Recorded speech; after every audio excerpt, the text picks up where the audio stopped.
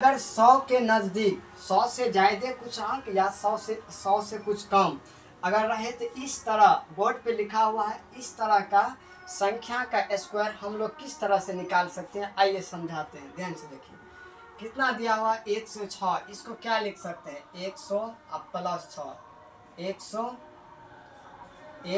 Plus 6 इसका square कर दीजिए। ध्यान से देखिए अब कुछ नहीं करना है। ये कितना है 6, 6 को 2 से गुना कर दिए, 6 दूनी 12, 6 को 2 से गुना कर दीजिए, 6 दूनी 12, 12 को 100 में जोड़ दीजिए, कितना होगा 112, 112। और ध्यान से देखिए ये कितना है 6, 6 का स्क्वायर कर दीजिए, 6 का 36, यहाँ पे ला के सटा दीजिए, हो गया 106 का वर्ग कितना इतना होता है। ध्यान से देखिए उसी तरह ये 100 से कितना कम है 4 कम है, 100 से कितना कम है 4 कम है। ध्यान से देखिए 100 में से कितना घटा लेंगे 4 घटा लेंगे, इसका स्क्वायर कर देंगे, क्या कर देंगे स्क्वायर कर देंगे। ध्यान से देखिए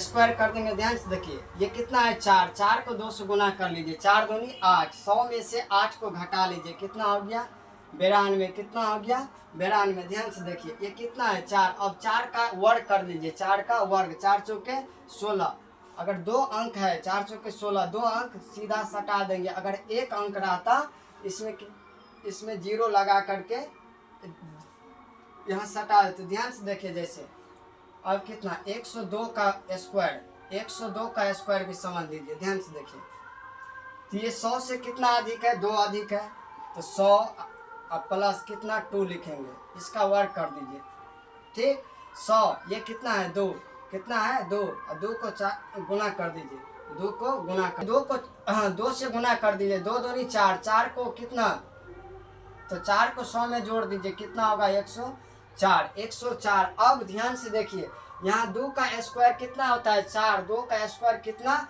4, 1 अंक हुआ तो यहाँ पहले 0 और 4 लिख देंगे, कितना लिख देंगे 0 और 4। हम इससे पहले आप लोगों को बताए थे कि 1 अंक आएगा तो पीछे 0 लगा के इस यहाँ पर क्या करना है सटा देना है, क्या करना है सटा